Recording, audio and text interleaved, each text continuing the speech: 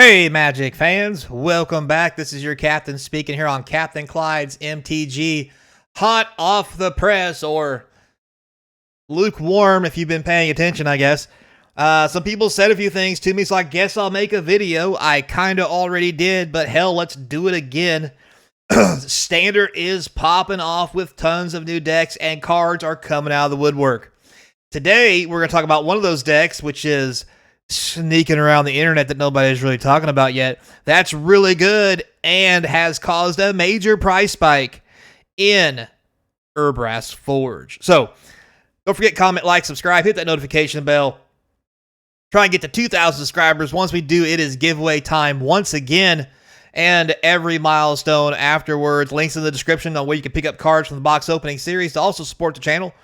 And yeah, let's just get into it because I don't have sponsors. If you hear me out there, ShamWow, I would love for you guys to contact me. Anyway, moving on. So, here it is, Urbrass Forge. So, from Phyrexian, all would be one. This card, as you can see on the screen, was touting about a $250 price tag.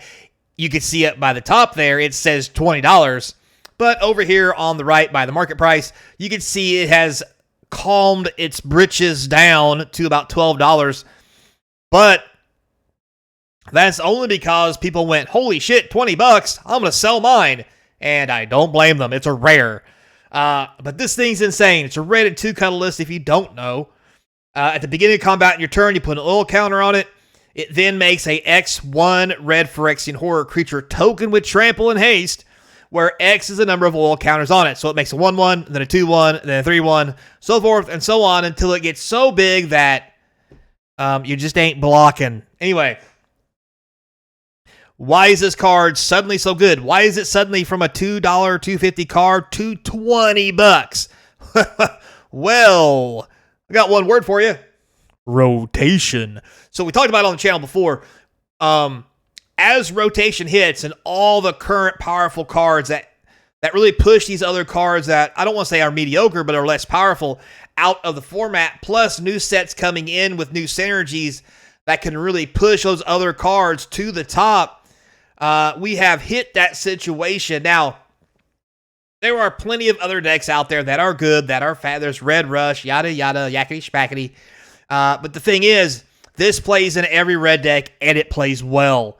Not only that, though, in the new deck that this is seeing play in, not only is a fast aggro deck to some point, it also plays very much like a mid-range deck with a lot of late game. I've played against this deck several times, and the only way I've ever been able to beat it, honestly, is by playing Boros Convoke and killing it before turn 5. Now, yes, not a tall ask. Can be done. However, as you know, between shuffling and randomness, that turn 5 kill, it's not guaranteed. And all it takes is a little bit of effing around and finding out that, whoops, you've missed your turn. And we'll talk about why here in a minute. But this is a major player in that deck. And at $20, now $12, it ought to be. So, what's the center focus around this deck making this card so good? Well, remember this little fella from the box opening series? Caretaker's Talent. So, yes, it's 3 mana. It fights for the same spot as Urbrass, but like I mentioned, this deck kind of plays like a mid-range deck with a top out of about 3 mana, which is pretty sweet for mid-range with a little bit of aggro on the front side. So, you can see here, this thing is up to around $10 or $11, sporting a very nice-looking $2 when it first came out, until people found out, holy shit, is this good? And the big thing here, white and 2, whenever one or more tokens enter the battlefield, you draw a card. The ability triggers only once each turn. The fact that you get to draw a card, like I mentioned in the last video about a deck with this in it, drawing a card every turn for a 3 mana investment one time is bonkers. And there's no other way to put it. And there's lots of cool things you can do with this card inside this deck. This deck in particular can be built several ways, but mainly it's all tokens all the time. And that's all you care about. Because for 1 white, once it's on the battlefield, you can create a token copy of a target creature. I.e., 1 white, make a token, draw a card. And sometimes that token is huge. And not only that, late game, if you've got mana laying around, which you probably will, for 4 mana, all your shit's big. +2/+2 to all your tokens. That makes those Urbrass Forge tokens coming out as, 3 1s or 4 1s with trample. 6 3s and 7 5s. Just large and in charge. And trample. You're not even blocking well. You're just hoping to soak some damage so you don't die to the damn thing. Oh my god. But yeah, so these 2 cards are the mainstay of the deck. And after that, you really can build the deck any way you want. But like I mentioned, it's all tokens all the time. And these aren't the only cards going up from this great catastrophe of a deck. Sunfall. So you can see here, it started out kind of popular. It waned in the later years. Observational humor. Anyway, a couple months later, it got down to $2. It has already shot back up to $5. And this deck is why. If you're playing all tokens all the time, you don't care to Sunfall. What are you going to exile? Your tokens? Oh, no. And you wipe the opponent's board.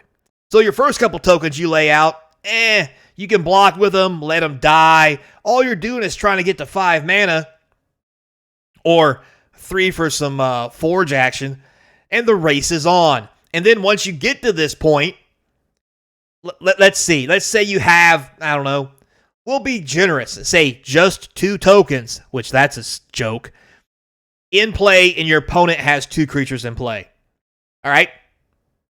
They don't block because they know that they can't kill the forge guys going away anyway, so they're just going to soak the damage. You then Sunfall, exile everything, and make a, as it says here, incubator token with 4 +1/+1 counters on it. Notice it says token. I.e., with the white with Caretaker's talent in play, draw a card.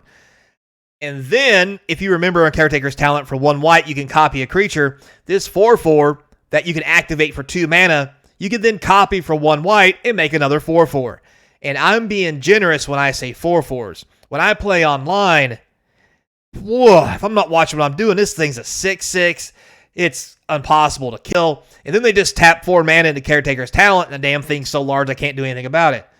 But yeah, anyway. Lots of good synergy with this deck. You might as well play 4 of them because, I mean, what's the worst that's going to happen? You play against a control deck? Oh, no. And then they have to stop all your token cards? Yeah, I mean, control is probably the best matchup against this right now, but all it takes is landing 1 Urbrass Forge, and they don't deal with it. You don't have to cast anything else. They just die. It's, if anybody was around during Kel'Jorn Outpost, that's what it is, without the extra mana investment. Instead of pay a white and 1, make a 1/1 token, and then do it again and hit him for 1, and then at the end of the next turn, make another one and hit him for 2, then hit him for 3, do 1 damage, do 2 damage, do 3 damage by investing 2 mana every turn. No. Nah, homie don't play that with Urbrass. Urbrass says, I'm going to pay 3 mana up front, and then I'm just going to make a 1/1, and then a 2/1, and then a 3/1. Yeah, it's 1 token, but you're going to block every turn, or I'm going to kick you square in your John Thomas till I win. And with cards like this to help back it up and other Wrath and board wipe effects, it just gets better and better. Also, other cards coming in this deck to help it out. Probably one of the best token generating cards we got, Virtue of Loyalty. 2 mana, instant 2/2 Knight token with Vigilance. I mean, at worst case scenario, it's what? An Ambush Viper comes in and kills their creature so you don't take damage. And then you never cast it again. Best case scenario, you cast it for 2. Then later you cast it for 5. Now they have to either deal with your creature and let this hit the battlefield, or pray to God when this hits the battlefield and your creatures never live because they just get huge. It's just good. You can see here down below, it's been sporting the $5 mark pretty much the whole time. It is good, but it's not that good. But in this day and age, that may very well change as well. But to be honest, 2 mana for this and 5 later, I'd probably rather play a Forge. But hey, this is good filler. And when you've got removal like Lightning Helix in a white-red deck, like, oh, I'm playing against a mirror match. Well, I'm probably going to have an extra 12 life as I kill their stuff because I'm playing Lightning Helix. Or, oh, look, I'm playing against another aggro deck. I'm just going to kill things because I can to gain life. And it's one of the best removal cards in the format, not only because it deals with every creature and you pad your life total to win the aggro fight. You can go straight to the dome, too, and just win the game with them. Like, it's a thing. There's a reason this is played in Modern. I'm just saying. And now it's back in Standard. Ugh, long live the Lightning Helix. So there you have it, guys. Plenty of cards in here in this deck that fuel the rise of Urbrass Forge. And I don't think that thing's going anywhere anytime soon.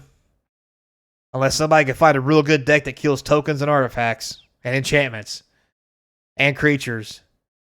Jesus. Yep. It's looking like Urbrass Forge might be here to stay for a while. So until next time, be kind. And as always, I hope to see you crossing the game table, playa.